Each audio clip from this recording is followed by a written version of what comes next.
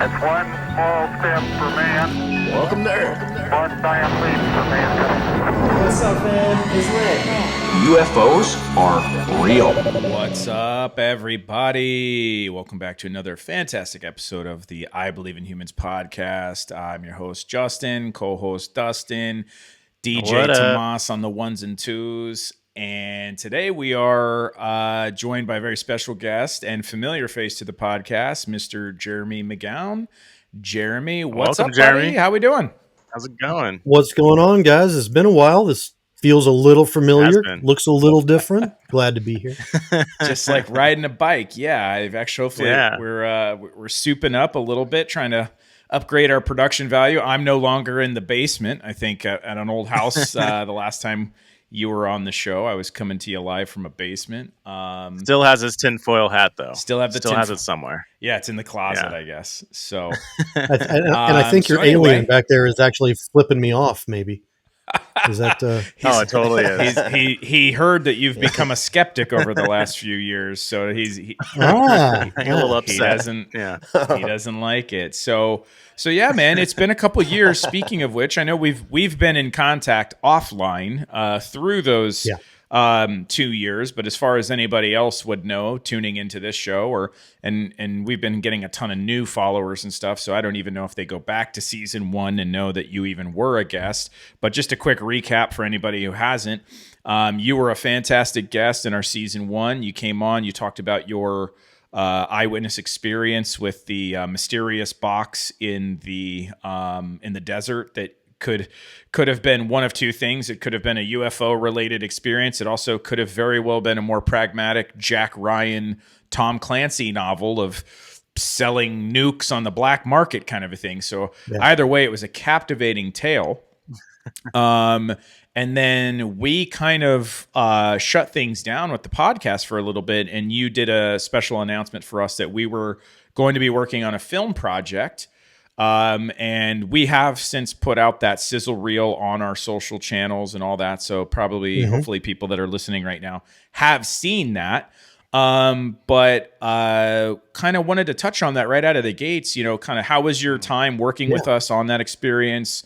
And, obviously we're not currently still pursuing that exact, project, but if you just wanted to kind of touch on, how your experience went with that film project, fill in our viewers on kind of what we did and how we got to this point now.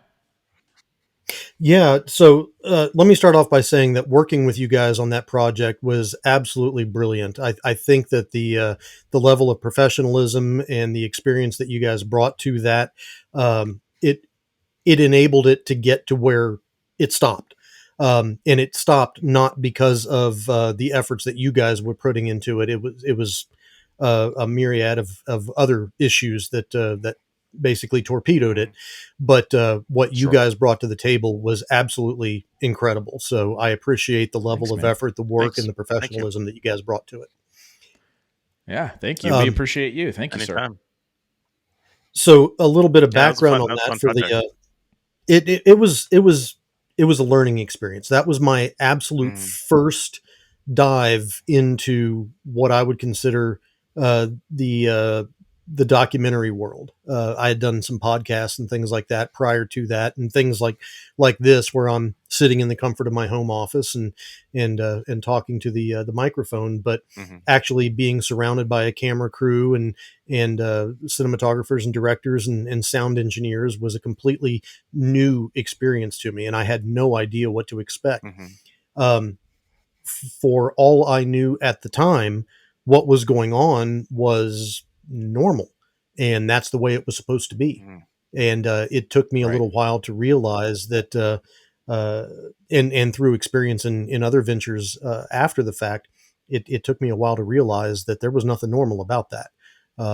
You tend to go into a situation like that, and you have storyboards, you have ideas, you know exactly what note you want to end on, and you know what the output of the project is going to be before you start the project. And yes, we had none of that. A lot more pre-production. We had none of that. And the fact that you guys pulled out that sizzle reel out of that very vague and loosely connected series of shoots it's a testament to what you guys do. Cool, man. Thank you. Yeah, I appreciate that. Now, we had a great time, and obviously, I think if anybody wants to read, are those you wrote a very detailed four-part blog. I don't know what they would be. It's on Medium, right? You wrote a series of Medium articles. Are those still available? Because I know they were attached to your old Twitter account. Do you still have those posted for people if they want to read more in depth of how your experience was? Can people still find that information? Absolutely. It's still hosted and published on Medium. It's a series of 4 articles, I guess you could call them. I started writing them in late 21, and I don't think I finished until sometime in 22.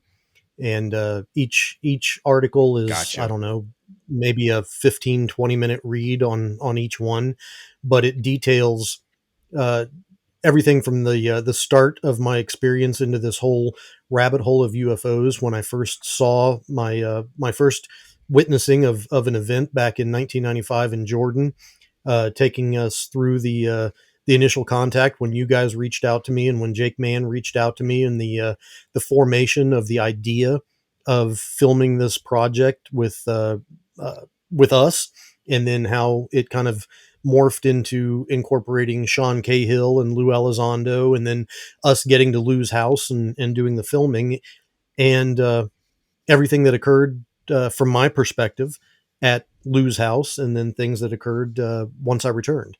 So the 4-part series, it was initially scheduled to be 5. And once I finished the 4th, I think it was just a realization of catharsis at that point, and I had gotten everything off my chest and just decided to drop it from there. Well, and that's that kind of leads me into my just my next line of questioning with you is, and I want to get into some more technical and stuff, but I feel like anybody that's probably tuning into this from from social media, which is where we primarily advertise, right? You had quite a big following when we were at that point, and up until about a year ago, or maybe a few months ago, when you deleted and you got off social media because there was a lot of like cyberbullying and harassment. And you have a great article out now about how you're overcoming that to come back. But just kind of hanging out here so we can put a bow on this. I did read your experience, and, some of the stuff I agree with wholeheartedly. Some of the stuff I was like, I've been asked, do you agree or disagree with Jeremy? And I'm like, well, I don't know. That's kind of Jeremy's perspective. It's kind of hard to agree or disagree with a man's experience and opinions. But let me ask you this. In a more broad sense, so before we embarked on that project, where would you say that your belief systems lied before that? Like, you come across as very pragmatic. You were on the show Unidentified. You were an Air Force vet. That they were seeking very pragmatic military veteran testimony for that television show. You were lucky enough to have your number called, I guess. So where was your paradigm before that trip? Because it seemed like you kind of came in hot to trot, like very excited. And then it seems like after that, you had a complete 180, and then you kind of went a different direction. If I'm right here, as an understatement, you kind of took it for the next couple of years. And I was following some of your postings and that kind of stuff. And I was like, man, this guy's definitely seeing things through a different lens. So can you walk us through kind of where that transition played out? How did that come about? Because now, and that'll take us to currently, you're going through another transition, and I want to get to where your current transition, but take me back to that first one real quick. Sure. So when I had my experience back in 1995, and I hate calling it an experience, it's just the word that I use. It was more of a witnessing of an event. I didn't experience anything. I wasn't beamed up or transported or kidnapped or abducted or anything like that. I just saw something that I couldn't explain. I got into this because I wanted to know what it was. I had a belief. I still have a belief, but I don't know what it was. And my whole reasoning for getting into this is because I wanted to put on parity what my belief was with what my knowledge could be. And I was hoping that I would get involved with people that could not shape my belief, because that's mine, that belongs to me, but people that could Right. shape my understanding and give me a platform by which I could develop an understanding of what occurred. And for me, understanding is irrefutable knowledge, things that, we Right. know 1 + 1 = 2. And that was the level, the standard of evidence that I was hoping that I would be able to get. Um, my belief system has never changed. What has changed is my association with people that either feed my belief or feed my knowledge. And I Gotcha. want to be associated with people that feed my knowledge level, because my belief is pretty damn strong. My knowledge is really weak. And over the course of the last couple of years, what I've learned is that most people are just like me. They Right. believe, but they don't know. And what Mhm. really irked me more than anything else was people that was pushing their belief as hard as I would have hoped people pushed their knowledge.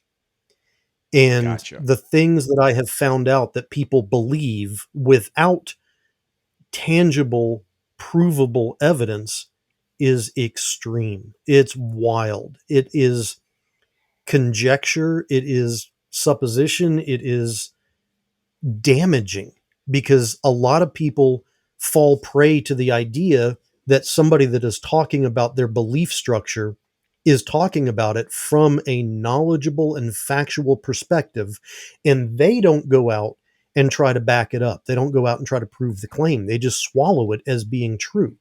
And I Yeah. did that left and right. And it got to the point where my brain was scrambled, man. I was believing things that I was being told, and I was swallowing it just like the blue pill. And Yeah, it absolutely. it it it took a lot. It took a lot for me to get my head smacked with a sledgehammer and say, "Hey, there's nothing here. There's no tangible evidence. There's no proof. There's no validation, and your personal belief structure is now being pulled in a direction that you didn't develop yourself." Right. And that was really when I pulled back and said, "Hey, wait a minute here, that I got in this for facts and evidence and validation and proof, and now I'm in some sort of L. Ron Hubbard religion, and it's not where I wanted to be." Well put. Yeah. Did you feel there was a bit of manipulation going on? I mean, did you feel like Oh did yeah, you oh did yeah. you feel like you were being manipulated a little bit, or were you just kind of, was it more of like you were more frustrated with yourself, that you were reading into things, or that you kind of got dragged into it? So is that a clear distinction? Like, was it more of you kind of hearing things and being upset, like, dang it, Jeremy, why'd you fell for it hook, line, and sinker? Or were you, it's felt like in your articles, it felt like you were more upset because you felt like you were slightly being manipulated for someone else's end goal or something? Well, it's honestly kind of a little bit of column A and a little bit of column B. Obviously, I was upset at what I determined to be manipulation, but you can't be manipulated unless you're either willing or gullible enough to do it. So I was Right. upset at both myself for allowing myself to be manipulated, and I was extremely upset at those who I deemed were perpetrating the manipulation. Um, it Gotcha. may not have come across in the articles that I wrote, that I was upset at myself, but I was and am still torqued that I allowed myself to go down that rabbit hole. Sure. Yeah, I mean, anybody I think would. And for us, for our part, we had a great experience with all of you guys. It's been tough kind of watching the UFO personalities on social media kind of go back and forth. And I agree with you. Like, from our stance has always been, this kind of sucks because I'm not here for the high school I'm not here to vote for the prom king. I'm here to, I want to know about UFOs and aliens, man. Right. That's why I'm in it. Yeah. So, moving on from that, I really appreciate, I just wanted to kind of, if people want more greater detail, I mean, I feel like some people that are listening to this right now, that are either fans of yours, Jeremy, or hate you, and maybe they're just looking for more stuff to hate you for or whatever. They can go read those articles again if they want greater color commentary and more detail, but I don't want to waste our precious time together today. Thank you for taking your afternoon to see us rehashing old wounds. So great. Thanks for touching on that. I just wanted to kind of quickly get people caught up to where we're at now and then move on. So since that film project, that was not the end of your film and television personality appearances. I actually was greatly surprised to see you pop up in a film recently. Well, it wasn't filmed recently, but Roku was actually popping it up and suggesting I watch. And I was like, hey, isn't Jeremy in that one? And then at the same time, I also saw you pop up in the History Channel series. Is it called The Hunt? Is it The Hunt for Skinwalker Ranch or whatever they call it? It's their version. Secret of Skinwalker Ranch. The Secret of Skinwalker Ranch. Gotcha. The book was The Hunt for or whatever. So The Secret of Skinwalker Ranch. So just tell me a little bit about those appearances, and kind of for anybody that this is their first time meeting you, they can go and check these out and see you. How were those experiences? They were scientific endeavors. You rolled out with your Osiris vehicle, which we'll pull up some photos here in a second and show everybody basically your UFO Ghostbusters vehicle that you've crafted. But walk me through how those experiences came about, and were they fun, exciting? Did you guys see anything? Give us the details on that. Yeah, I think so far I've been on 4 separate television shows, and the one movie. So I've done the first one was the Unidentified Inside America's UFO Investigation, and that's the one with Lou Elizondo. And that show is the one that I don't understand how Hollywood works, but I guess once you're in one of those shows, your contact information is spread throughout certain channels. And I started getting calls and pings from other producers of other shows wanting to know if I'd be interested in showing up on theirs. So I ended up on another, I think it was Tubi or the Travel Channel. It was called Alien Endgame. And there was another one called Roswell After 75. Then the Tear in the Sky film, and also an episode of Secret of Skinwalker Ranch. Yeah, most of them were just interview based.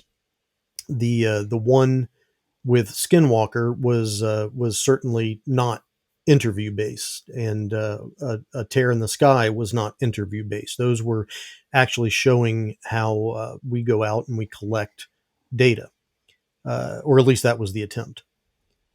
Right. The movie was a documentary that featured myself and the other members of UAPX, which is a nonprofit organization that's dedicated to going out and finding answers to what's happening in our skies. And the movie paid for I think it was a 5 or 6 day expedition out to the Catalina Channel. We had some folks on the Catalina Island. Myself and my vehicle were shoreside on the mainland. And we had a slew of equipment that we set up on the rooftop of a house to scan the skies. And the documentary pretty well covers the effort, the level of effort that we had in that. And we did see some interesting things that we didn't see it with our eyes, but our equipment captured some interesting things that the physicists at UAPX are still in the process of analyzing and breaking down and attempting to attribute to origin and cause. The episode that I shot at Skinwalker Ranch came from being in that movie because Dr. Travis Taylor had come out on set of the movie, had seen the Osiris vehicle and seen the equipment that we had in the Osiris vehicle, and then invited a few of us out to Skinwalker Ranch. And a few months later, myself and Jason Turner and Gary Voorhees We both of them were on the USS Princeton during the 2004 Nimitz encounters. So the three of us found ourselves trying to collect data in the middle of Skinwalker Ranch, which was and that was an interesting place. I believe season 2, episode 4. I believe it was, right. If people want to. Season 3, episode 2. Season 3, right? Yeah, season 3, episode 2 of have Skinwalker.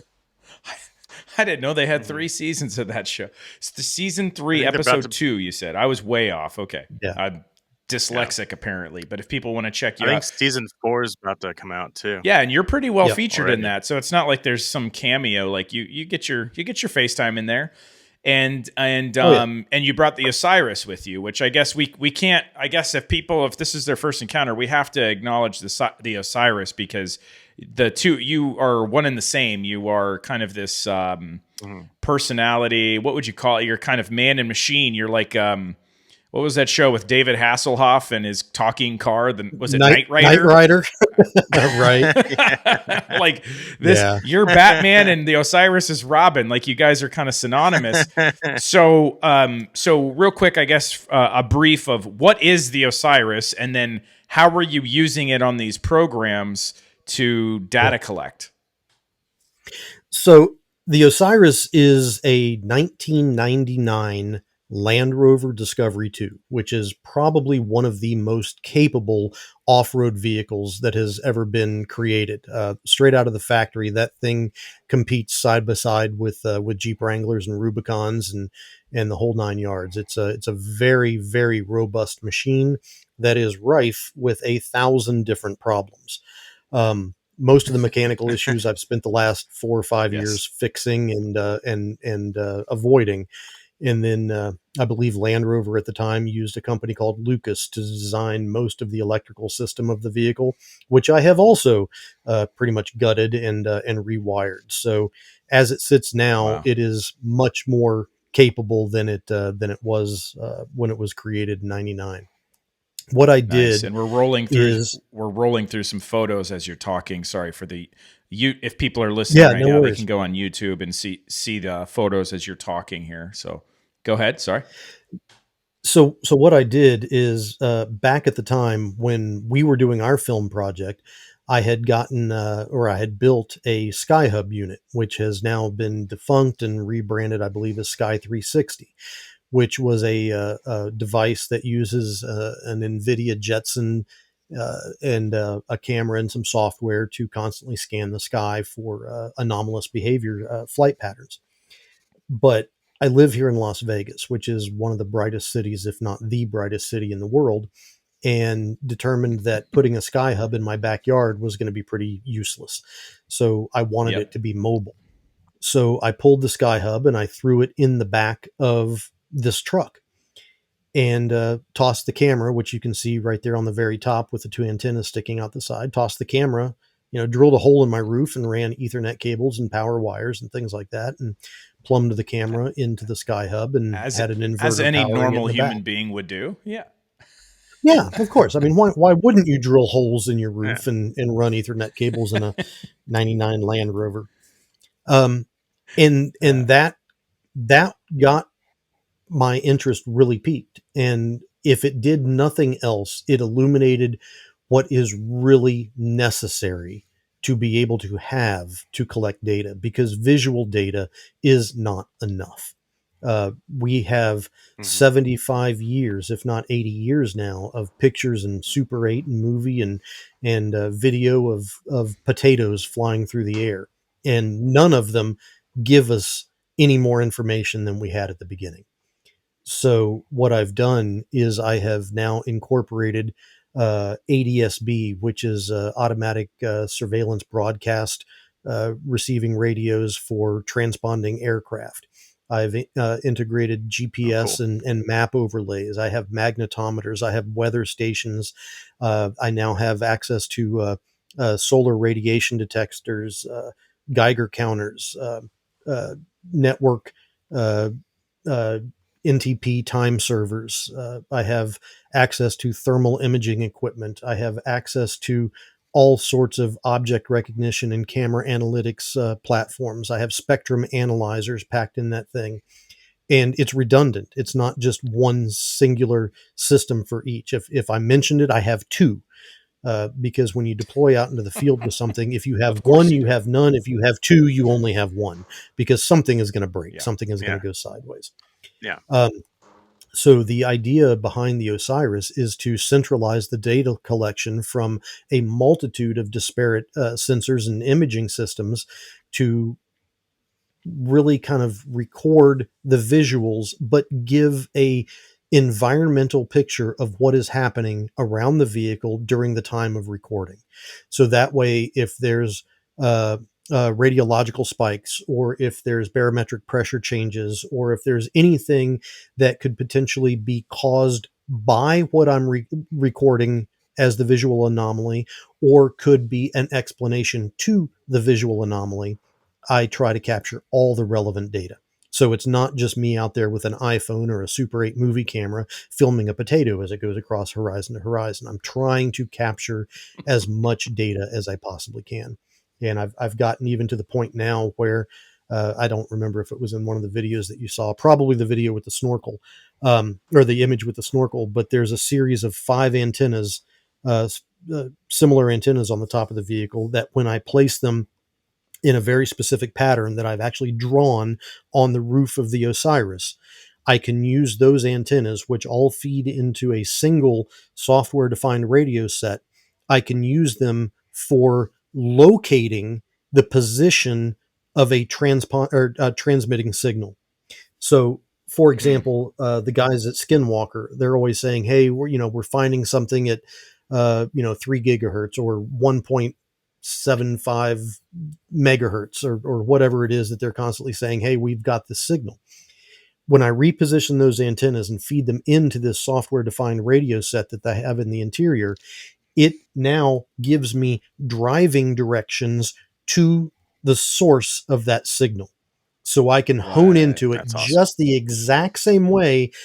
So the FCC goes out and they have these rigs that are designed to find pirate radio stations or illegally broadcasting transmissions and things like that. I have the exact same capability that the FCC does now, so I can find the source of the signal.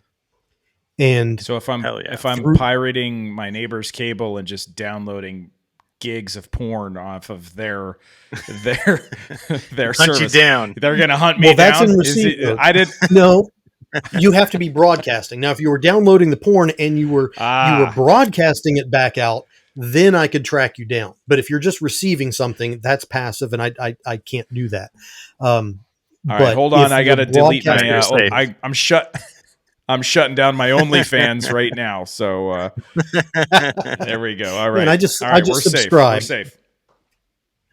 Yeah, so I can find the sources of signals. And it All kind right. of blows my mind, because this is a commercial off-the-shelf application that you can go out and you can buy it and you can set it up and you can program it. But as far as I know, I'm the only one out there doing it. And all these folks that are out there saying, hey, we research UFOs, where's the gear? Whoa. Where's the equipment? Why aren't you finding the sources of these signals? So what's some of the best evidence that you've found so far? Since, I mean, it sucks. When we were on our film project with you, we didn't really get the chance to go and hunt with you, but you've been pretty busy with it since. Like with Skinwalker Ranch, it kept on malfunctioning every time something would happen. How much was that in editing? I work in film, so I know that there's a lot of magic done in post-production. Or how Sure. realistic was that in the experience? I've only watched that episode that I appeared in one time, so I'm going off of memory, and memory is fuzzy. From what I remember, the depiction of the events that occurred on that episode are accurate. Nice. If not a little over the top, but accurate. Of course. Yes, my vehicle did shut down multiple times on the episode. What I have found since then is that I had the electrical system that I had designed for the vehicle to power all the equipment in the back was faulty. It was primarily running off of the main starting battery of my vehicle. What would occur is that all of my cameras, my laptop, and everything would shut down at the most inconvenient moments. when trying to collect data during some rocket launches that we were doing on the show. That's Murphy's Law. Yeah, of course it is. It is. It is. It truly is. What I found is that the main battery had a intermittent cell to it. When that intermittent cell would shoot a voltage discrepancy to my inverter would pass that along because it was a cheap inverter that I could afford at the time. It wasn't a good high-end, $6,000 inverter that I should have had. It would pass on a voltage irregularity to my battery backup system. That battery backup system functioned perfectly fine, found the voltage irregularity, and shut down everything else to protect the system from being overloaded or underloaded and damaging the equipment. The timing is suspect. I don't know why it occurred seconds before our rocket launches. Makes for good TV. It makes for great TV. It could have been something as simple as, the camera crew, myself and Jason, we were crawling all over the vehicle. It could have been a bump. Mm-hmm.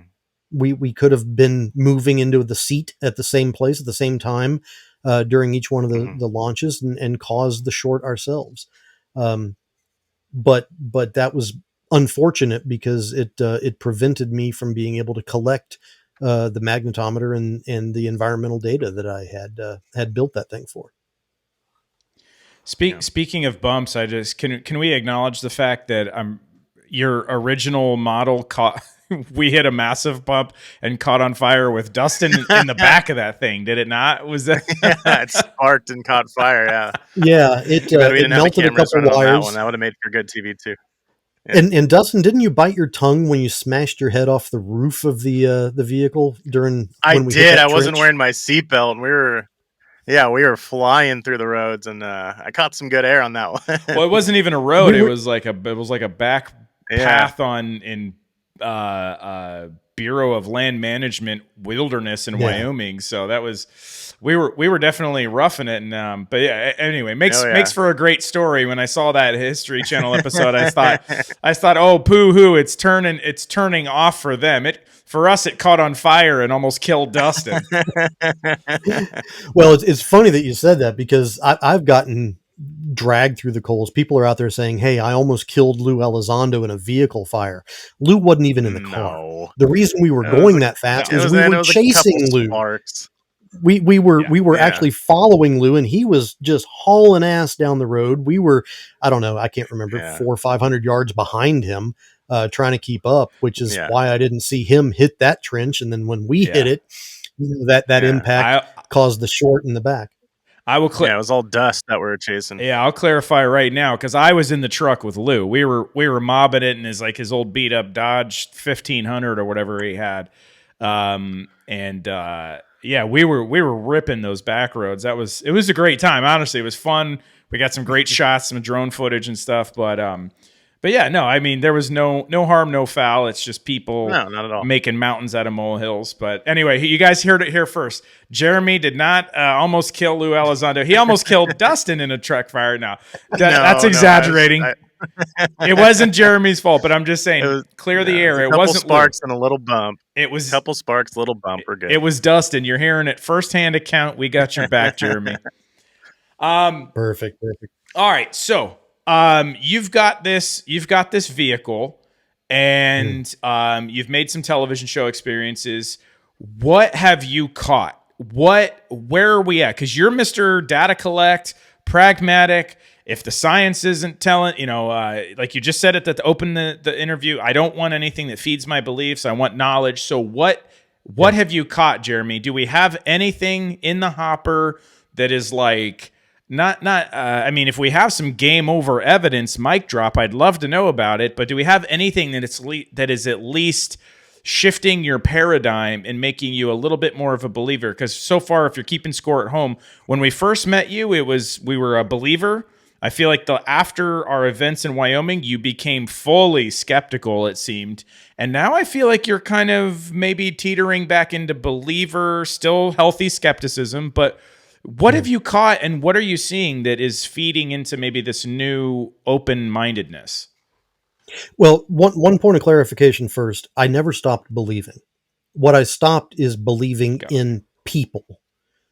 So my belief in the phenomenon has never changed, but I don't believe in people and people telling me the truth as I used to.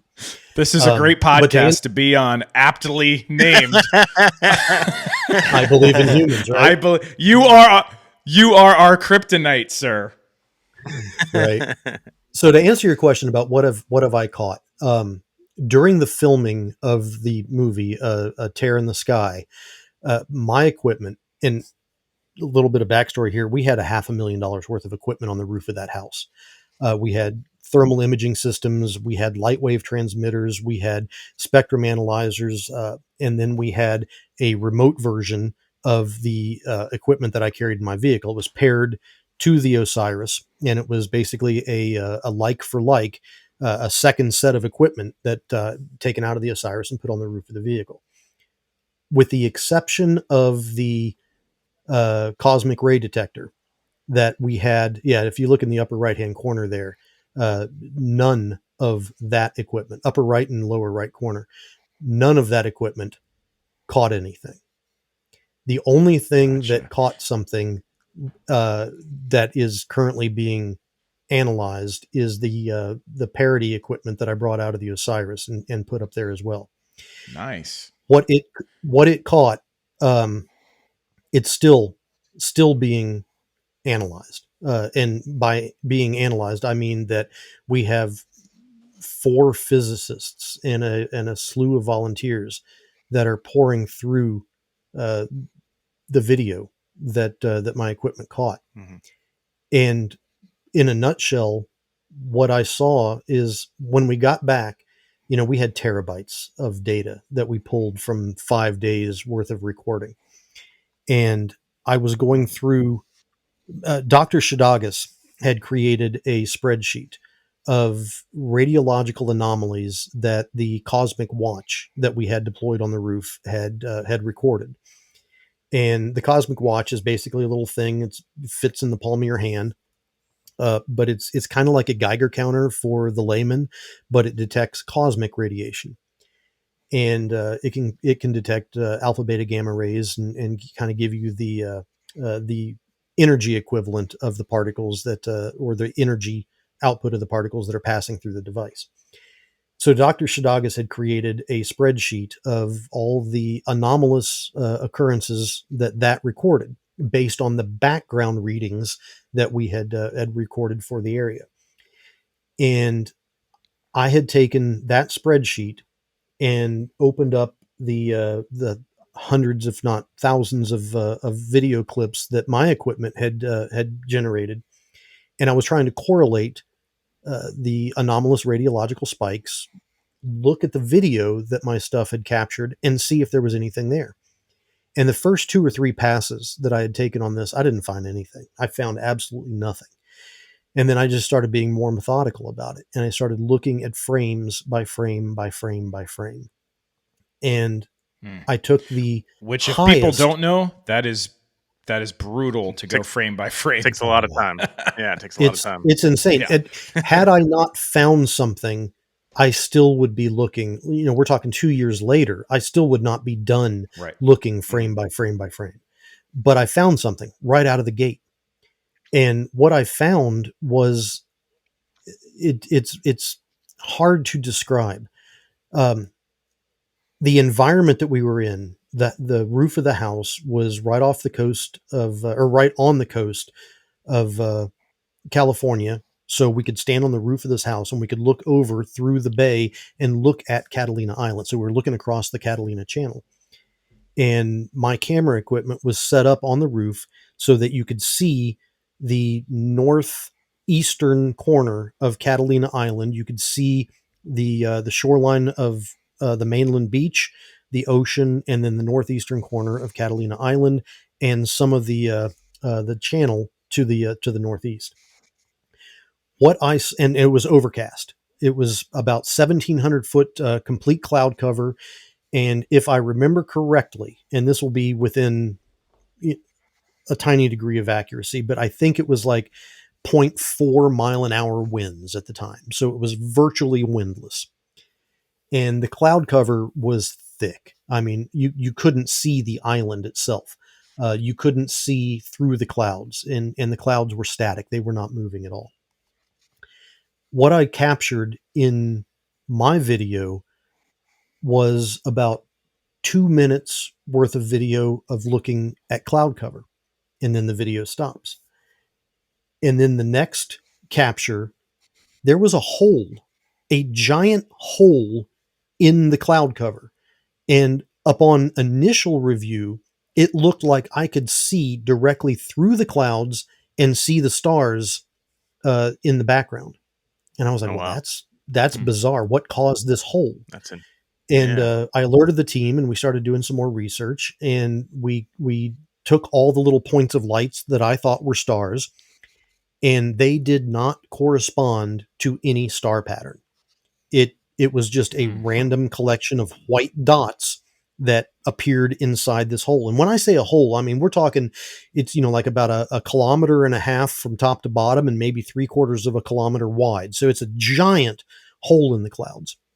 And there was, I believe, 53 different points of light that you could see inside this hole that did not correspond to planets. It did not correspond to star patterns. It did not correspond to anything that we could potentially identify as being able to be seen if this was in fact an actual hole in the clouds. And again, this correlated in time to to one of the anomalous radiological measurements that the Cosmic Watch picked up.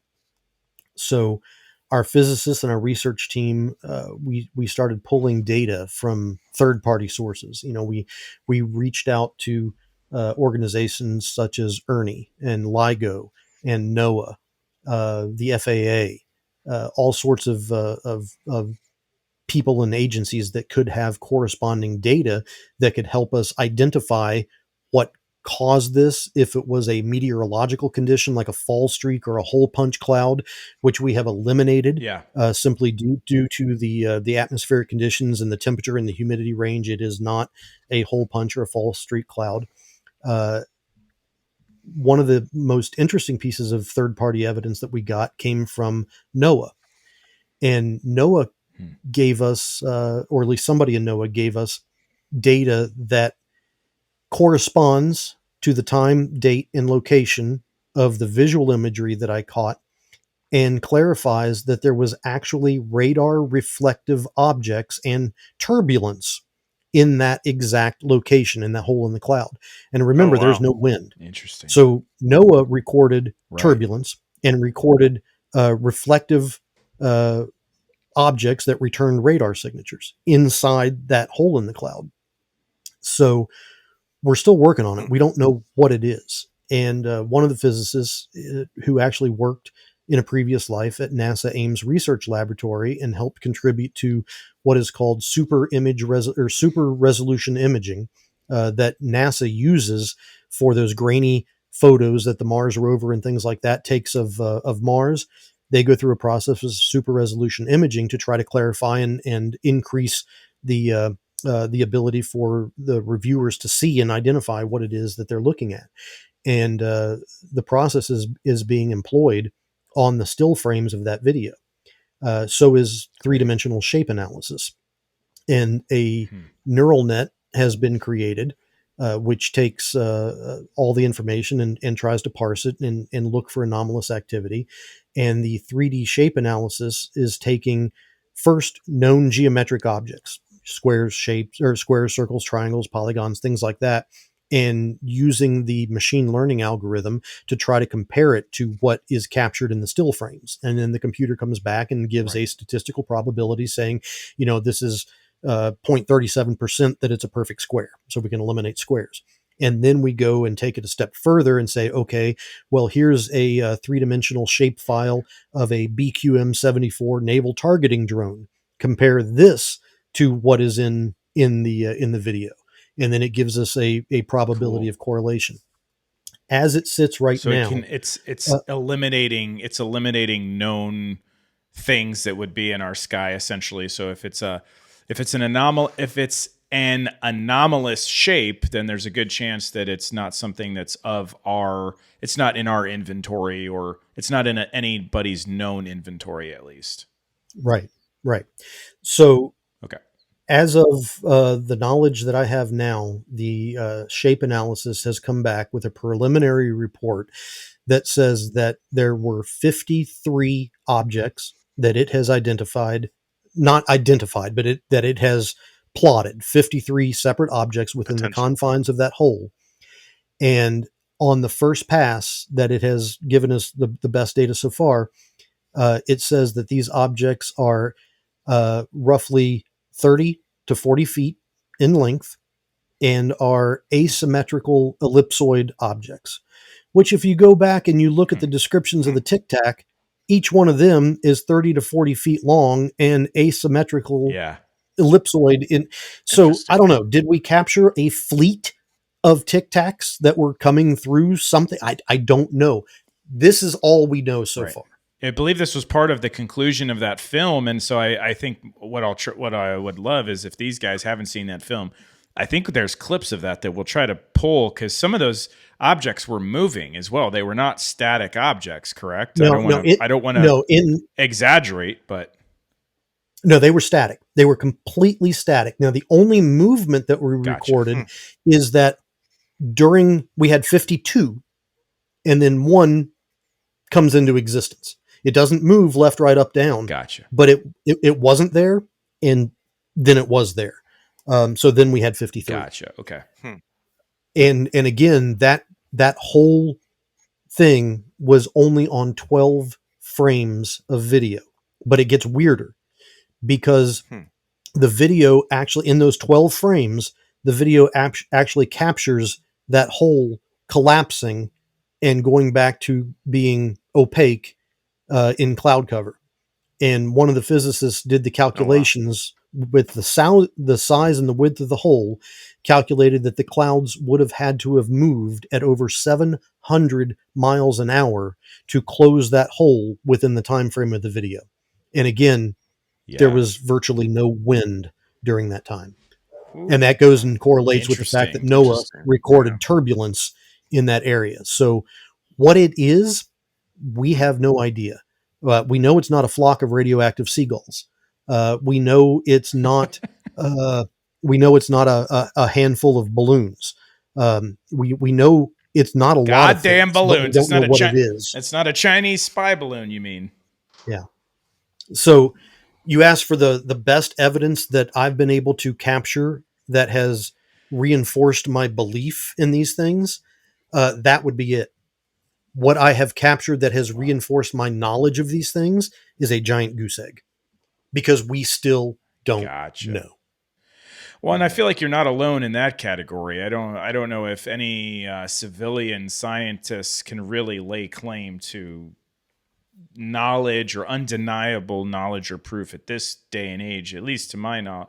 Right, we're still relying heavily on government sensors, which mostly are classified. I know people, speaking of Chinese spy balloons, obviously we had these UFO shootdowns. I'm sure you were tracking around the Super Bowl time frame, right? And what do you make about something like that? Is since you're big into the pragmatism, data collection, all that stuff.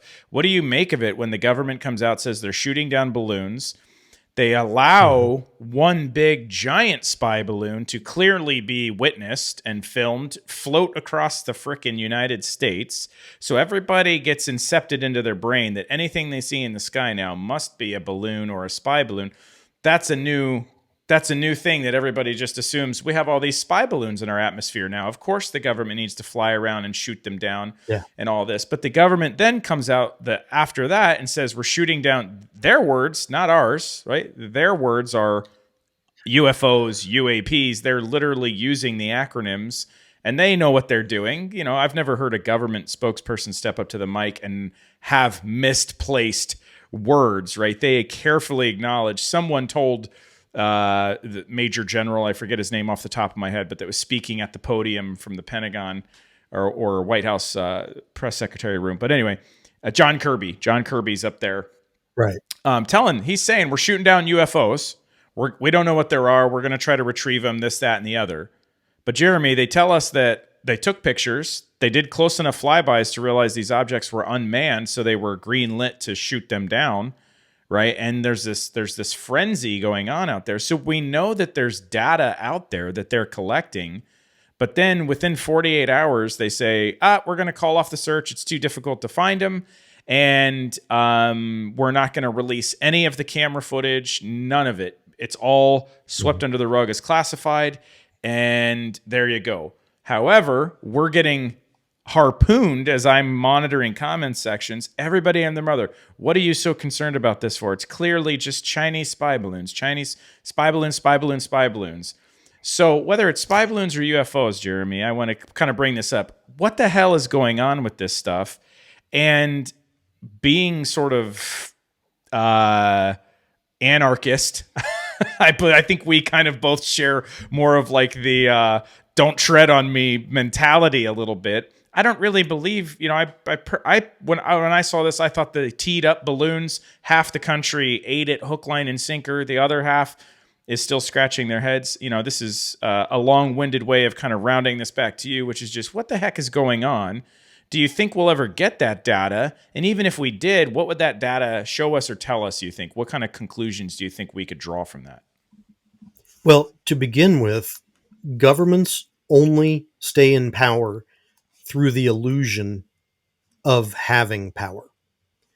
No government wants to come out and admit that we have such a significant gap in our defenses that it is possible for a foreign adversary to fill something with helium, strap a couple batteries and a solar panel to it, and fly it directly over the entirety of the United States.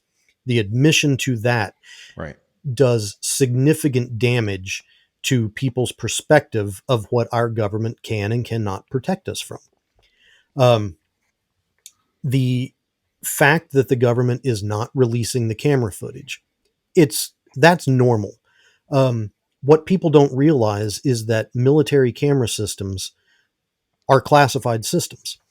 The video that comes from these is going to be analyzed and scrutinized down to the pixel by every foreign state that can get a hold of that information.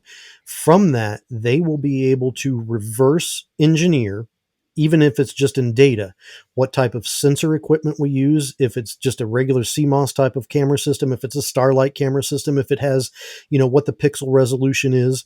They'll be able to say, okay, that this thing has an inability to properly record this specific color frequency because we know it was our target and we put this little blue dot on there and the blue dot doesn't show up in any of the videos. So we know that the camera sucks at recording this color. So now we can improve our camouflage systems and all sorts of things. So it's perfectly normal that the government's not going to release that footage. It's not because the device that we shot down is super advanced, but it's all of the intelligence that can be gathered by foreign states through detailed analysis of that footage and what they can learn from it. We are also going to continue to call them UFOs or UAP or whatever the flavor of the week is, simply because if we have not identified where it came from, who is operating it, and what its capabilities are by government terminology, it still remains unidentified. We may know that it's a balloon, but we don't have a full comprehension of its payload. We don't have a full comprehension of its capabilities. We don't know if it's transmitting or if it's just collecting. And until we have 100% proof positive of every single detail, it remains unknown. It doesn't mean that in UFO Twitter speak that we don't know it was a balloon. Of course we know it was a balloon, but we don't know anything else about that. Or if we do know other things about that, we're not going to tip our hat and say, hey, the reason we shot it down is because we determined that it had no transmission capability. Therefore, all of the data that it was collecting had to have been recovered by an offshore vessel when they brought the balloon down in international waters. So we're going to shoot it down before they can pull their intel off of it. We're not going to say that. Because if we say that, that tips our hat to what our ELINT and SIGINT intelligence capabilities are. Now the Chinese government is going to know, well, they were able to measure our signals output on this device, and they determined that we were not broadcasting anything. So they now know that, what our limitation is. We're not going to say any of that. This is a giant game of cat and mouse. And you, me, and the rest of UFO Twitter, we're not playing in the game. We're sitting on the sidelines and we're doing armchair coaching. What do you think these things were? Because, like I said, everyone says balloons, but I feel like the first balloon was allowed to drift over because it introduced balloon into the common vernacular and vocabulary. Nobody, even the John Kirby, nobody got out there and said balloons. The sideline armchair quarterbacks are the ones that kept saying balloons for all the following objects. The reports that were coming out were cylindrical, metallic in nature, unmanned, no discernible propulsion or flight characteristics, just kind of stationary in space. And the only reason we were given that they're going to get shot down is because they're in commercial flight paths, potentially. Like anybody can't, avoid it up in the Arctic Circle or it's in the rugged Canadian wilderness where it's all of a sudden it's dangerous enough to commercial air traffic that we must shoot it down, but it's not so dangerous that we actually need to collect it, because the whole reason the search was called off was because it was too hard, too rugged, too dangerous to go and collect. So what did you make of that whole experience? Well, I mean, if the 10th Mountain Division can't go out and find this thing, I find that incredulous. We have Navy SEALs and Green Berets that can probably kill a man with one arm tied behind their backs, but they can't go on a hike and find a Boy Scout balloon from the Troop 302 from Sheboygan, Wisconsin, Yeah, and we've got helicopters that are capable of lifting and carrying 35,000 pounds of payload. You can't tell me that it can't fly to that direct location and drop one guy down on a rope. I mean, it's incredible. That explanation is, in my opinion, utter BS. There may be something else behind it. Yeah. But yeah, no, we have the capability to recover these things. But again, we're not in a public setting.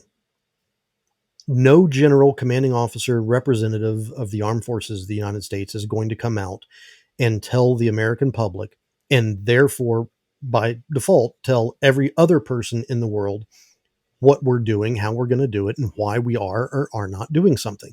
We're going to relay the absolute most bare minimum amount of information that placates and satiates the majority of the population. And that's exactly what we did. We initial descriptions of cylindrical objects or no discernible propulsion system. It's true. I mean, if you look at the payloads on these things, they had long form solar panels, they had satellite dishes and things like that on there, and it all adds up. But we're not going to provide descriptions while something is at an altitude of 35 to 45,000 feet and tip off our enemies that we have surveillance capabilities that could read the serial numbers on the solar panels. It's just not something that we're going to do. Let me ask you this, though, because this brings up just a question in my mind, which is just if we're not going, I can understand not giving away information that tips our hand. That's one thing. Mm-hmm. But let me ask you, as someone who has worked with defense contracting and carefully verbiage, we were joking before we jumped on, you understand lawyer speak and politician speak and legal jargon with the best of them. So let me ask you this. Like I said, there is no such thing as an accidental phrase or misplaced word when they come out and deliver these statements. So I can understand not tipping your hand. But Jeremy, why would they come out and carefully choose the words? They have to know that phrasing things as UFOs, saying buzzword statements as no discernible seams of propulsion, right? We don't know what it is. Like, they came out, the phrases and the buzzwords they were using were clearly trigger statements. So is it do you think that, if you're putting on your tinfoil hat and you're a firm believer, you're saying this is it, we're being drip fed disclosure, or So some people thought this is a cover up for the environmental disaster in Ohio that was going on in the same weekend, which was like the worst ecological disaster in United States history. So is this a political stunt? Is there something here? Is it smoke and mirrors? No. What are we dealing with, Jeremy? This is a combination of two separate things in my opinion. First, the government sucks at public relations. They always have. They've never been able to communicate in an effective manner to the general population of the United States, and even less so to the rest of the world. When you're asking about why did they use terminology like UAP, I'm going to put a hypothetical situation in your all's heads. Let's say that you are a policymaker within the United States government, specifically within the Department of Defense, and you have to come up with a term because UFO connotates aliens and extraterrestrials and little green men and abductions and all this other sort of stuff, right? And you know that a lot of UFO are misidentifications of natural phenomenon, ball lightning, birds, airplanes, and things like that. It's a matter of fact. There's a lot of misidentification, but you have to come up with another name because the military and the DoD loves acronyms. You have to come up with another name for something that encompasses true physical anomalies that the military is concerned about. So you're like, okay, well, UFO connotates little green men. We got to be a little bit more careful. Let's call this UAP.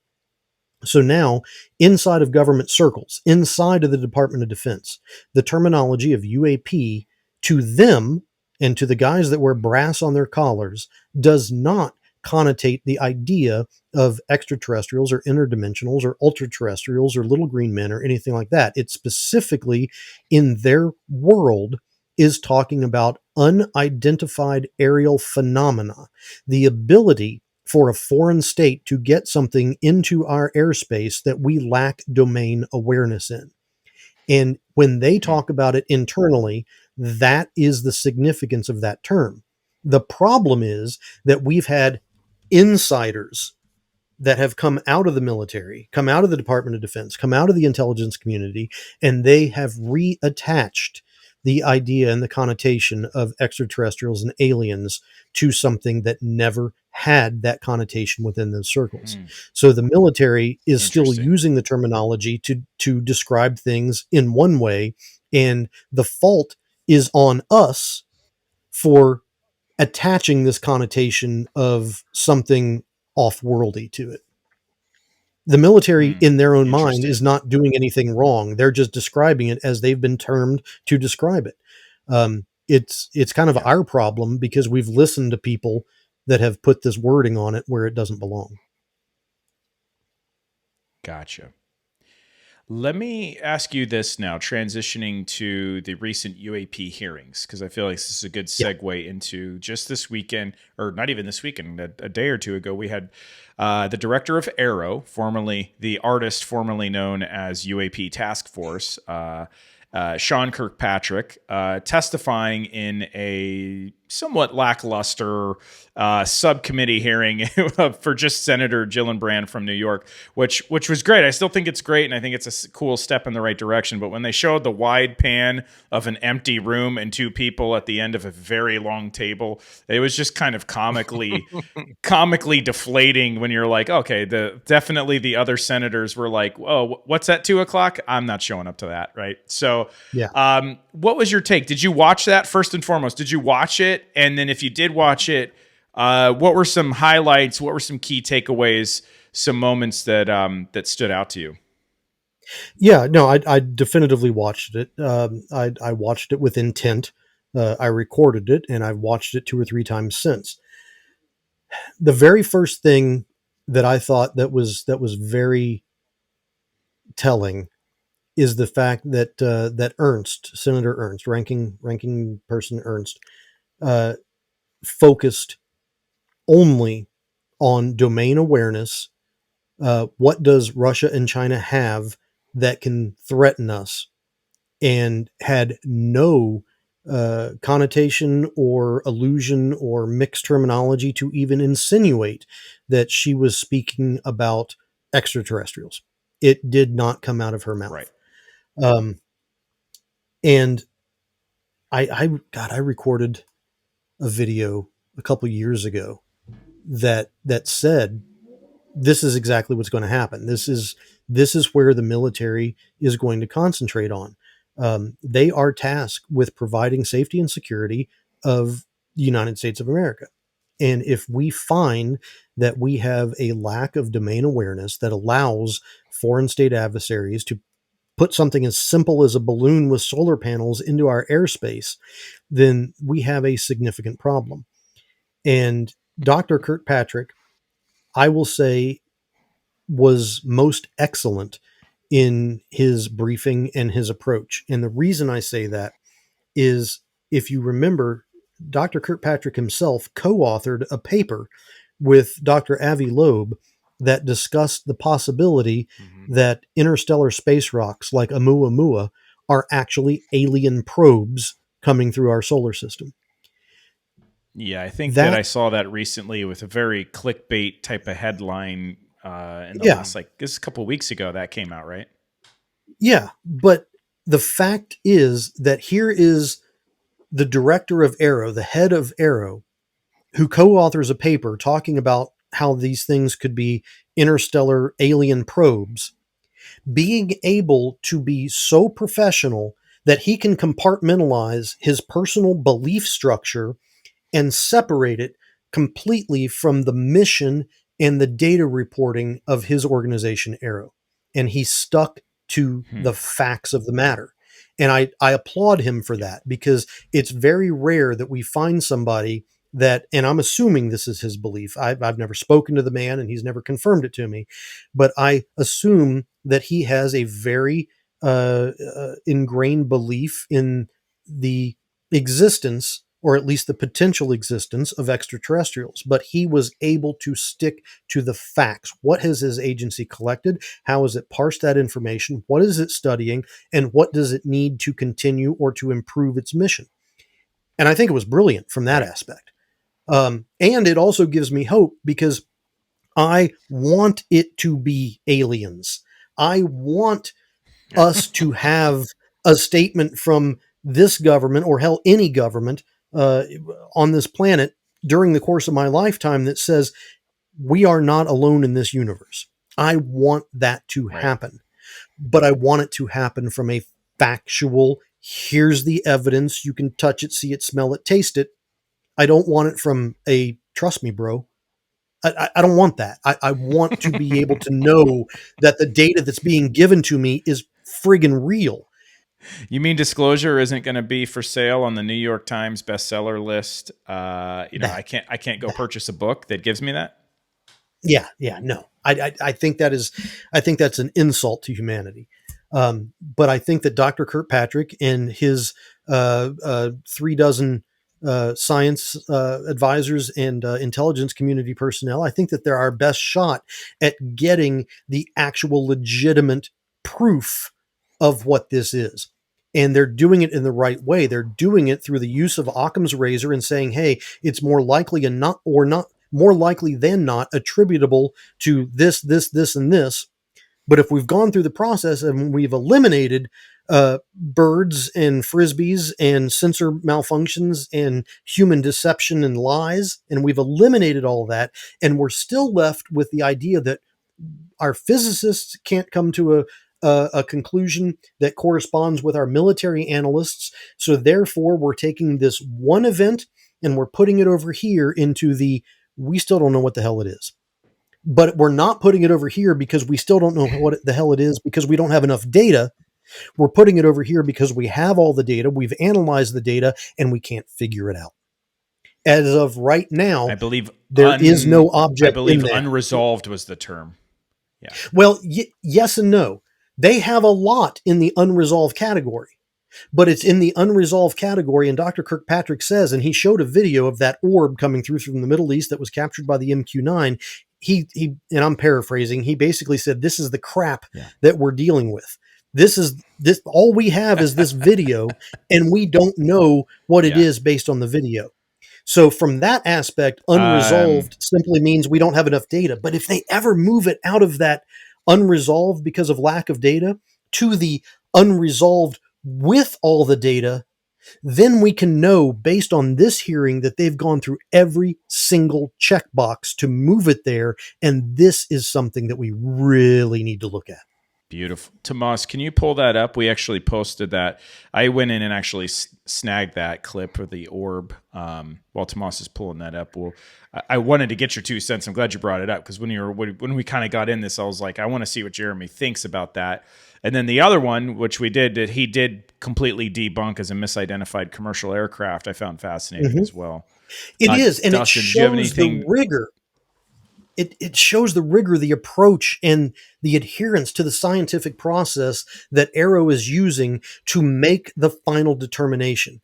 Because in a situation where they have all the data and they still cannot come to a consensus between the IC analysts and the physicists, but they have all the data and they still can't figure it out, that's when we need to stand up and pay attention.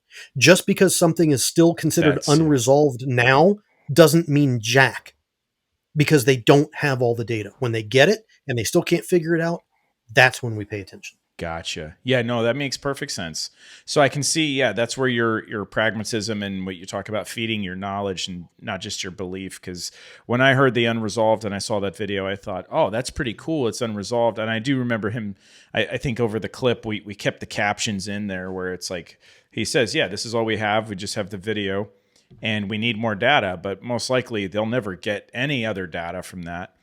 They're actually, one of the things that they brought up, and I think it was Senator Jackie Rosen, and it was towards the end of the briefing. Senator Rosen had asked Dr. Kirkpatrick what he needed, if he had all the authorities and if he needed anything else to be able to accomplish the mission of Aero. He said that they are operating currently under Title 10 authority. And he insinuated that he needed Title 50 authority. Now, 99.99% of the people that are watching the hearings don't have a clue what that meant, but it is super significant. So Title 10 authority means that you can operate in a similar fashion as anything within the Department of Defense, the Army, Navy, Air Force, Marines, Space Force, which means that Aero's mission and mandate to go out and collect data and liaise with these other agencies and department is fully operational under Title 10. But what he doesn't have is he doesn't have Title 50 authority. Title 50 authority covers our intelligence community, the NRO, the NSA, the CIA, all of these, the underwater reconnaissance organization. He does not have the ability to collect data or give taskings to anything in the intelligence community. And when you look at the video that came out with that orb, or spherical object, I should say, because I'm not going to call it an orb, that spherical object that flew underneath, that video was captured by an MQ-9. An MQ-9 is a drone that is a United States Air Force asset. You would think that because he has Title 10 authority, that he can get the intelligence from that drone that filmed that object. What people fail to realize is that a very high number of MQ-9s, MQ-1s, Reapers, Global Hawks, things like that, while they may be owned by the United States Air Force and shown on their inventory list, they actually are being operated by one of the several alphabet agencies under Title 50 authority, which prevents Aero from getting access to the data collected by that. Now, he did say in the briefing that he has a good relationship with the heads of these organizations, but without Title 50 authority, he is not going to gain access to anything that those intelligence agencies do not want to give him. So one of the key things that Jackie Rosen said was that, hey, can you help us write the language to accomplish this in the next NDAA? So in the next NDAA, you can actually look at potential language being able to bolster the mission and mandate of Arrow to include not just being able to collect data from the Department of Defense, but to collect, parse, and analyze data from the intelligence communities as well. Jeez, that would be, yeah. Well, two things here. One, I want to run back this video, and I want to ask you about this video specifically. But before I forget, just with what you said right now, without being too conspiratorial, but it kind of lends itself. Wouldn't that be not by mistake if you were trying to hide stuff, supposedly? Because a common theme in this niche that we're in is that part of the government knows it's not the political elected official half, it's the defense, intelligence, military industrial complex in partnership with private defense contractors. That's what lends this whole topic to being hidden, is that the government and the military operates in silos. We've heard that before. And that if you give the investigative body that's looking into this, chaired by or headed by Senator Gillibrand, if you just keep them in Title 10, then they can only get very surface level information. But if we continue to give them, wouldn't that almost be considered a posturing or a move by the invisible powers that be to keep this hidden? Is they would obfuscate that investigation by hiding it behind secrecy walls and clearances and stuff? I mean, it could be. I don't think it is. Having been involved in situations where I am contributing to certain policies and things like that being written over the course of what now feels like a couple lifetimes ago, when the NDAA is being written, it is being written by people that are ex-staff judge advocates for the United States Marine Corps. It's being written by policy wonks. And I'm not using wonk as a pejorative. I'm just saying people that are, really ingrained in governmental policy. It is being written by the people who are having the vision, the initial vision of Arrow. And they're trying, you can't ask for everything all at once. Because if you have a senator or a contingent of senators that is going to be reviewing the NDAA and is going to be saying, hey, we're going to be spending X millions and millions and millions of dollars allowing this brand new organization that has never proved themselves to have access to all this information, I'm going to veto the hell out of that. So you have to stage this. You have to build it so, hey, let's let them play inside the DOD first. Let's see what they can accomplish first. Make them prove their mettle. And then in subsequent efforts, give them the ability to liaise with Congress to ask for more authority, ask for more ability. And the onus is upon Arrow now to show that they can stick to the rigors of scientific investigation. They can liaise appropriately and work inside of the Department of Defense without stepping on anybody's toes, and then prove that they're worth the effort of giving access to them, to the intelligence community. So I don't think it was anything that was designed to obfuscate or continue to silo. I think it was just a natural progression of the formation of a new agency. Just to put a bow on that, you're saying that we're not going to see Lou Elizondo or Tom DeLonge anytime in front of a congressional body under oath swearing to some of this stuff? Not in conjunction with Arrow. I don't believe. Now, I could be wrong. I think that if somebody like Lou Elizondo or Tom DeLonge comes up in front of a congressional hearing, I don't think that it will have anything at all to do with Arrow. I think it will be because somebody like Tim Burchett or Senator Gillibrand just basically said, fine, come in next Wednesday and talk to me and we'll film it. But I don't think that it will have anything to do with an official agency investigation by an agency such as Arrow. I do not believe that will ever happen. Okay. Obviously with whistleblowers and all that good stuff, you would think that if an investigative body would want to hear and interact with some of those people, if they did in fact know what they claim to know. No. Let me clarify. I think that Arrow will question people. I don't think that you will ever see Arrow and those people in the same room at the same time in front of Congress.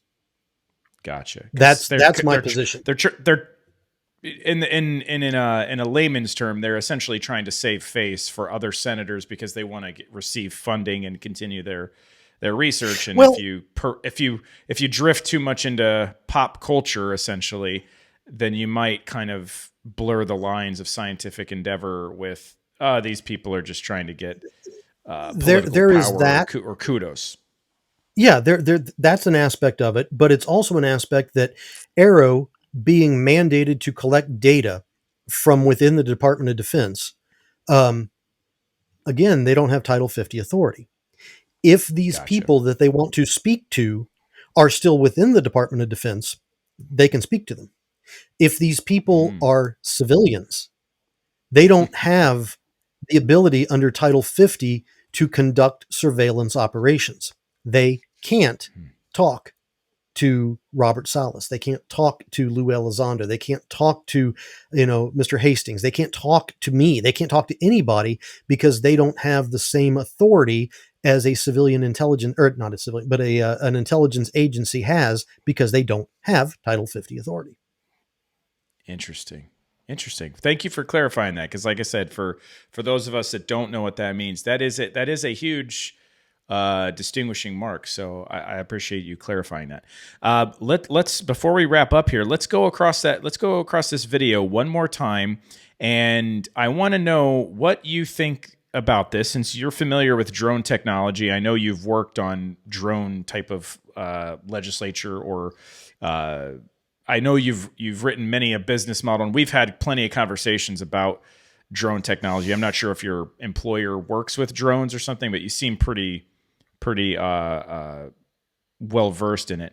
And then I want to know, tell us what's going on in this photo. What are we looking at, so that people can get a better understanding of like what we're actually looking at. And then I want to know, what the hell do you think this thing is? Because it looks like a ball bearing floating through the sky. Now they only say that it's in the Middle East.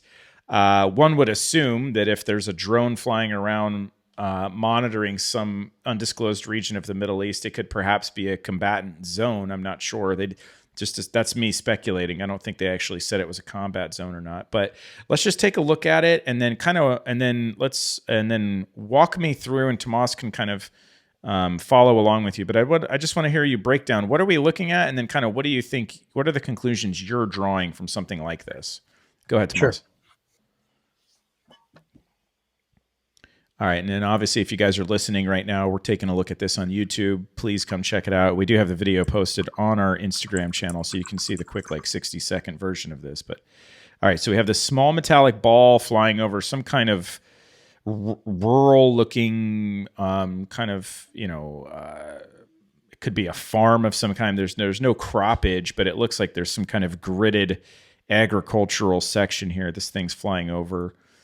So what are we looking at here, Jeremy? This is in color. This is the camera, or do drones have kind of gun camera footage the way like jets do, where they can see in TV, IR, and other types of resolutions or whatever? What are we looking at through this lens here? Yeah, so this is a visible light, basically a television camera for layman's terms. The MQ-9 does have, and I'm not going to go into any classified information, but it's widely known that the MQ-9 has a series of different camera systems, anything from thermal to multispectral. But what we're looking at here is visible, normal CCTV type of camera system. The MQ-9 typically flies at roughly 25,000 feet. It has a max altitude, I believe, of about 50,000 feet. But in an operational scenario, given intelligence input from the ground saying that, hey, nobody has a Stinger missile that can shoot me down, they'll usually fly around 25,000 feet. Most of the time, as we could see at the very beginning of the clip, the video appeared static, which means that the camera was ground locked, which means that they had identified a specific point on the ground.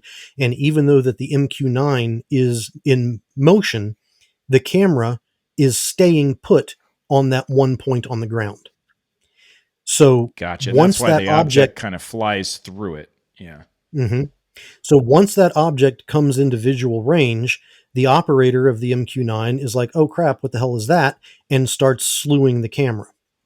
Right. We get a lot of different things that occur when a camera moves on a moving platform after have been ground locked. One of those things is parallax, which simulates or enhances the perceived speed of an object over the ground. Because again, if you see all the grayed out, blurred out areas on that video, that's going to show the altitude, that's going to show wind speed, that's going to show the ground speed of the drone, and all that information that we don't have. So we can't even calculate how fast that object is moving. We cannot calculate the distance above the ground of that object, and we can't calculate how what the distance is between the object and the drone. We don't know. It could be, I'm not saying it is, but it could literally be a balloon moving with the wind. People say it can't go that fast. They're everywhere. Well, it could literally be. We don't know if it is or if it isn't. A lot of people say it can't be a balloon because balloons don't move that fast. Well, the fact of the matter is we don't know how fast that object is moving because we have no data for it. It could be moving at 4.5 miles an hour with normal wind speed, but because of the movement of the MQ-9, the movement of the camera on the MQ-9, we're getting a false representation of the perceived speed of that object. And that's exactly what Dr. Kirkpatrick was saying. He was saying, this is all we have to work with. We have no additional data, which is why it remains in the unresolved category.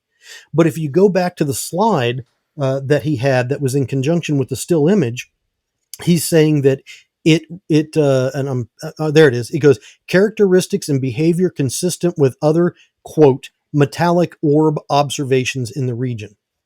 Now, you have to assume that if they have other metallic orb observations in the region and they're not being identified in this briefing, that they have pulled them from the unresolved category to the, yep, we know what it was. But he is sticking so hard to the rigors of scientific analysis that he's not making an assumption that this is the same. He's saying that characteristics and behavior are consistent with those other things. And we can assume that those other things have been positively identified, but because there's such a lack of data for this cannot be positively identified. What he does say is that there's no demonstration of enigmatic technical capabilities, which means that, hey guys, yeah, while we can't see a propeller or we can't see an engine on this, what we're also seeing is that there's nothing really weird about it. And if it's nothing really weird about it, it's probably a balloon. So let me ask you this though, because you mentioned that the video that we're looking at, the information is blurred out on the sides so as not to, put this out on YouTube and have everybody and their mother see what we can see and track. So my question would be then, thanks, Tomas, is if he's saying we have no other data, and I get what you're saying about we don't know what the flight speed is, we don't know this because it's. Would you think that he had the non-blurred out version? He should. He has security clearances because they do classified and unclassified briefings. This is an unclassified video. You would think that he would have had access to the nautical mileage and all of that other stuff. So he should have been able to, respectfully, I'm pushing back on the parallax and all the stuff that I completely think I agree with what you're saying, and I think that's completely rational and makes a ton of sense. But I'm assuming that he would have had more to go off of than what we're seeing here on YouTube, right? I mean, he would have been able to differentiate the speed at which it's actually traveling and kind of do some reverse calculations, right? I mean, am I wrong, or do you think it's because of this Title 10, Title 50, even he doesn't get the unblurred version here?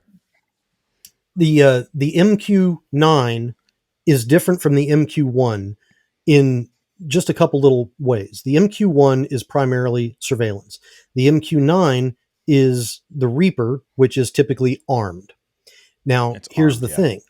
Like I said before, even though the MQ-1s and the MQ-9s are listed on Air Force inventory as military DoD assets. It all depends on who's actually operating it. If at the time this MQ-9 was under the operational control of one of the various alphabet agencies, such as the CIA, then that would fall under Title 50 authority. And Dr. Kirkpatrick and Arrow would not have access to anything that operating agency didn't want them to have access to. So when he looks at Senator Gillibrand and says, this video, for example, this is all we got. That is Dr. Kirkpatrick saying, for the love of God, give me Title 50 authority so I can get everything else. Yeah. Hence my comment about obfuscation, whether it's coincidental or intentional. I mean, I don't expect Jeremy McGowan to have that answer, but I think we should be asking that question. We should be speculating, and that's why we do this. And I'm not trying to be conspiratorial. I'm trying to kind of approach this as if, say, a police officer would. I've talked about many times, and you were military police and stuff in security forces. You're looking for timeline, who had the opportunity to mess with this, and then who would have the reason or the motive to mess with some of these things. Yeah. And that's where whenever I see those kind of align, like you said, like I do believe in humans in terms of our creativity. Elon Musk trying to get us to Mars is a beautiful thing, but I am skeptical of humans when it comes to power or financial gain are like the most powerful motives for bad, essentially. And I kind of smell a rat sometimes when I see that type of stuff, because it's very much within the realm of reality. That is not conspiratorial to me. I mean, I think human beings throughout time have time and time in history have proved that given the opportunity to do bad for power and gain and financial gain, that they will take that opportunity. Unfortunately, they will do that. And I feel like this is kind of what we're looking at here, maybe. Yeah, well, I think that power trumps finance. I think that people in those positions will always default to more power over more finance and do some abhorrent things to gain more control and more power. But I can't speak to that. I can only speak to what I know. And what I know is, the Title 10, Title 50, and what he would and wouldn't have access to. The design behind that, why he doesn't have Title 50, is just an assumption. I think. Gotcha. I don't think it was by design. I don't think it was nefarious. I think it was just growing pains of a new agency. So, do you think Arrow's going to get Title 50 then? I think they will. Eventually? I think they're going to make a huge push for it. And I think that they're going to be working with Senator Rosen's office and the Senate Select Committee. And I think that they're going to be designing the appropriate wording for that. I have concerns because I don't like more intelligence agencies. I'm kind of like Justin, and I'm assuming a lot of the other folks, that I would like to be able to move about my business without being sniffed or looked at from a distance. So as a default, I don't particularly care for having more intelligence agencies out there. But I also have to give Dr. Kirkpatrick credit that, and I don't remember the timestamp in the video, but he basically said that his goal was to make Arrow obsolete. And by affecting policy and procedure and showing these departments and agencies how to interoperate and cooperate with data sharing, he wants Arrow to go away once we reach a point where the United States Navy picks up the phone and calls the United States Air Force and says, "Hey, Frank, I got something weird here. Can you take a look at it?" We're not there yet. Yeah. And if Arrow can help facilitate that and then dissolve, that would be fantastic. But in the course of the history of the United States government, I cannot think of one singular example where we gave anybody or any agency surveillance capabilities and Title 50 authority that no longer exists. Yeah, I was going to say it's very Washington-esque of him. I'm only going to serve 2 terms and then I'm going to give the presidency back. And it's like that just doesn't happen anymore, right? So I couldn't agree more. Let me ask you this. If we had parked the Osiris in next to that village or that hut out there, and that metallic object came flying by, and the MQ-9 was watching from above. And do you think the Osiris could have tracked and followed that, and we could have had more data collection? Do you think that you would have that type of capability should something like that occur in the Osiris's wingspan, if you will? Do you think you would have been able to nail it down a little bit better? I'll say yes, but not because the Osiris is special. Just having any type of visible light camera at a known GPS coordinate, at a known altitude, with a known horizontal and vertical field of view, capturing the same object from a different angle, will give you a tremendous amount of data. It will be able to compensate mathematically for the guys that know how to do trigonometry and calculus. They'll be able to figure out what the error of the parallax is. They'll be able to figure out, based on the two videos, how fast it was going, what the altitude was, what the pixel size of that thing is, to determine size and shape and everything like that. It doesn't have to be the Osiris. It could be any ground-based camera system. Amazing. And so obviously the Osiris is something like that. I'm sure the government has something similar, that some sort of mobile device, and you're using private and commercial type of applications, which in and of itself, the way you've described it, has tremendous capabilities. But what is the future for Jeremy and the Osiris look like? I know, maybe, are we talking about any upgrades of technology to be able to collect more data, more dare I say, more jaw-dropping data, right? Like, people love the videos, right? Like, you can talk to me about radio frequencies and Geiger counters and all this stuff till you're blue in the face, and I will try to stay awake. I'll make sure I drink an espresso shot or two before we have that conversation. But for simpletons like me, what kind of tools are you incorporating? Like I love multispectrum. I love, shooting in UV, infrared. What are you souping up the Osiris and putting into steroids, and how are you going to use it? What's on the future for you in terms of investigations? Can you shed a little bit of light on us for where you're going now with this stuff? Absolutely. So first and foremost, I am in conversations right now with two different companies, private organizations, equipment manufacturers. I'm not going to say who they are at this point because the ink is not yet dry on the contracts. The first one builds a thermal imaging radar system. Radars that operate in radio frequency, millimeter microwave frequencies, we can't use them as civilians. We're prevented from doing so without licensing from the FCC. So what this company has done is it's created a thermal imaging system that, through a novel technical application, basically takes a 360 degree field of view every few seconds on thermal. And then you can take those images. Is that like FLIR? Yes. When you say thermal, FLIR, are you talking like... FLIR is a brand FLIR's name. like the brand name, like infrared. Kleenex. Yeah, Right. Exactly. Okay. So when I say thermal, everybody can mentally default to thinking of FLIR, forward-looking infrared, but it's literally, just thermal imaging, predator vision type of stuff. But this will be incorporated onto the roof of the Osiris, and it will correlate its video with all the other things that I have that are timestamped through the NTP time server that I have in the server rack now. The other thing, which goes back to what we were just talking about with having a secondary camera on the ground that could have, been able to help nerds figure out the trigonometry and the calculus on this metallic orb. I'm also partnering with another company that builds mobile robotics, and they build security robots, basically. And these are very rugged off-road ATV looking things that basically take the artificial intelligence, machine learning from Teslas and how they can auto navigate roads and things like that. But they put a mast on this thing with a thermal imaging camera on the top of this mast.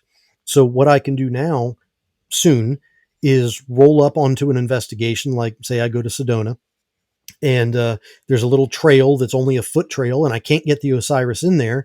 I can literally push a button and this robot will offload itself out of the trailer and navigate through that trail into a position and be able to give me a remote feed from a second camera at a second angle so that I can corroborate what the cameras and the sensors on the Osiris are picking up, but from a completely separate angle without any human intervention on that whatsoever.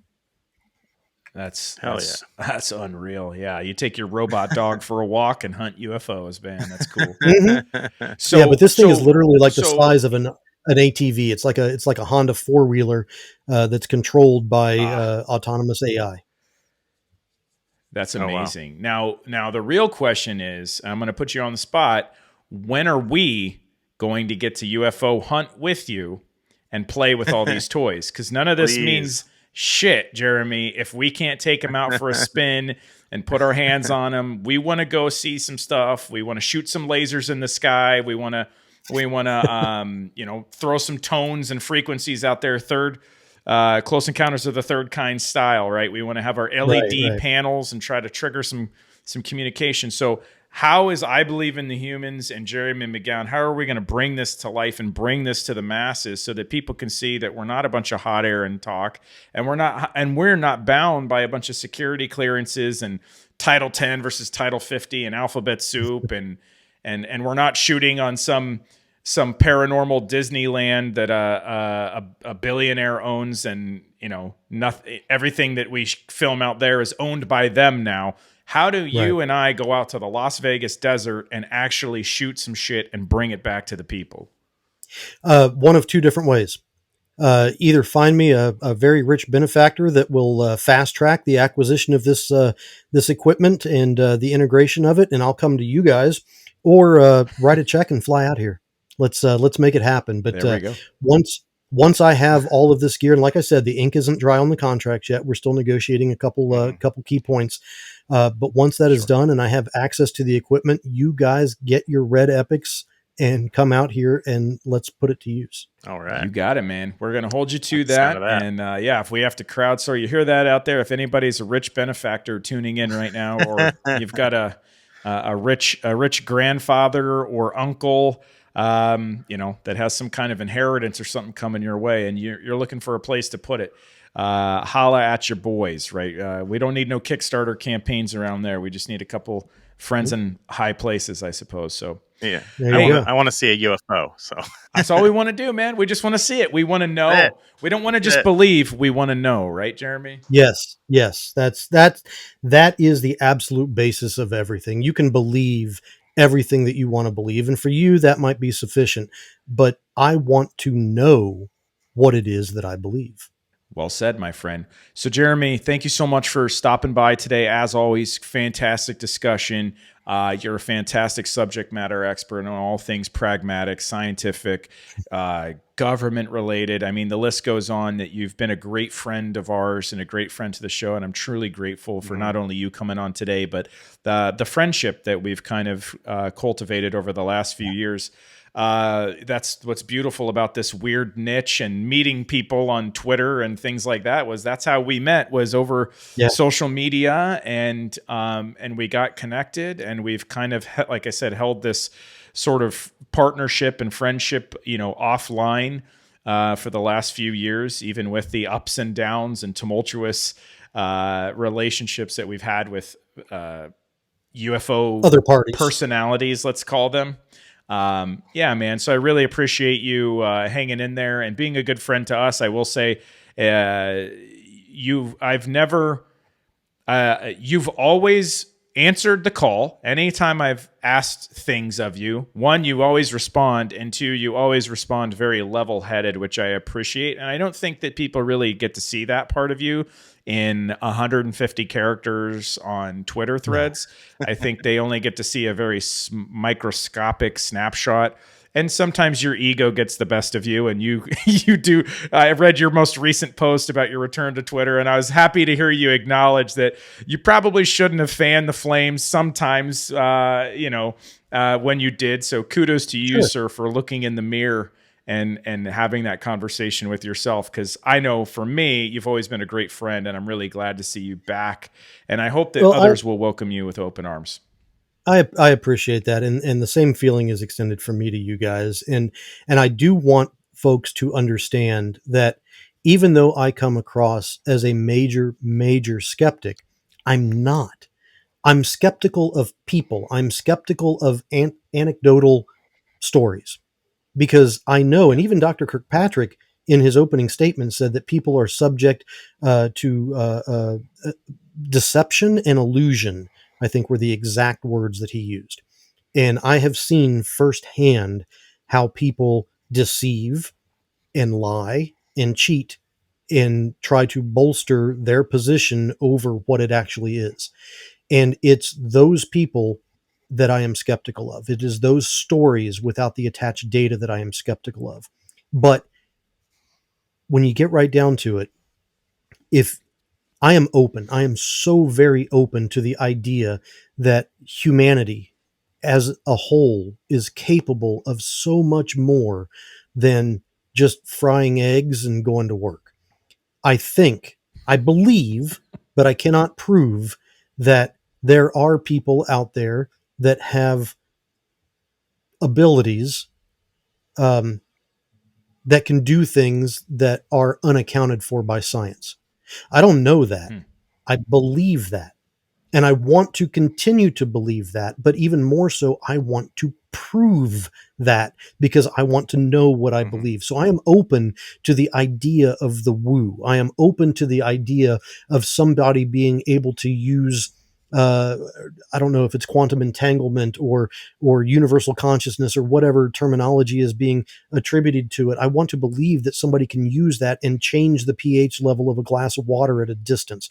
I want to believe, I want to know that remote viewing is actually real. I want to know that somebody can do it and do it consistently and do it repeatedly because I am open to that being a part of our reality. But what I'm not open to is some Yahoo coming out there and saying, this is real. Trust me, bro. And if you don't trust me, you're a jerk. No, that's not how this works. Yeah. If you can say it, you should be able to prove it. I can believe in it without proof, but I can't know it without proof. And I think that's a fair and very balanced stance. And I think that a lot of people in this niche and community would serve them well to heed those words wisely, my friend. So, where can people check you out and follow you if they want to continue? Obviously, they can stay tuned with us, and we'll definitely keep people apprised of what you're up to. And obviously, if we're entangled in that, we'll be sharing that. But if people want to follow you and get more Jeremy and more Osiris and television experience appearances and all that stuff, how can they track you? How can they find you? How can they engage with you? Yeah, so I've got a YouTube channel. It's called the Osiris Project. You can find me on YouTube at the Osiris Project, where I don't have regular videos that I put out. I put out a video when I've got something to say. I don't try to create content just for the sake of content creation. On Twitter, I killed my other account, which had, I think it was close to 12,000, 13,000 followers. And I think I'm down to 900. No, I'm sorry, about 300. No, I think I'm about to have 150 followers now on Twitter. And that's and we Osiris are one of them, sir. There you go. That's Osiris UAP, Osiris UAP, no underscore, no special characters, just Osiris UAP. And that's my two primary things. I've got a website out there, but I need to retool it and change it up before I direct people over there. But that's pretty much it. And I really don't do a lot of social media engagements. I'll throw a tweet or two out every day or so, but it's not going to be sensationalism. It's not going to be trust me, bro. It'll be factual. And that's all we ask, right? Well, great. Thank you so much, Jeremy. We'll have more promos and more stuff with Jeremy coming out, and we'll link and tag and do all the normal stuff so that we can make it really easy for people to find you. People can always check us out. Easiest place if you want to find Jeremy is we will assist in that. You can follow us on Instagram, TikTok, Twitter are probably the big three. We do have our YouTube channel as well, where we post these episodes and shorts. So please like, subscribe, comment, follow, all that good stuff that helps us kind of trigger the algorithms and stay atop of people's queue. Download the episodes, obviously, on podcast or Spotify or Apple Podcasts or wherever you podcast, right? So Jeremy, again, from the bottom of my heart, from Dustin, Tomas, speaking on their behalf, thanks for stopping by, man. Really appreciate your time this afternoon, brother. Guys, it's been fun. I really appreciate the invitation, and thank you. Yeah, man. Yeah, so anytime. We'll catch everybody next time. But until then, Dustin, it's okay to believe. You're not alone. Peace. See you next time, guys. Thanks again, Jeremy. Great seeing you, man. Thank you.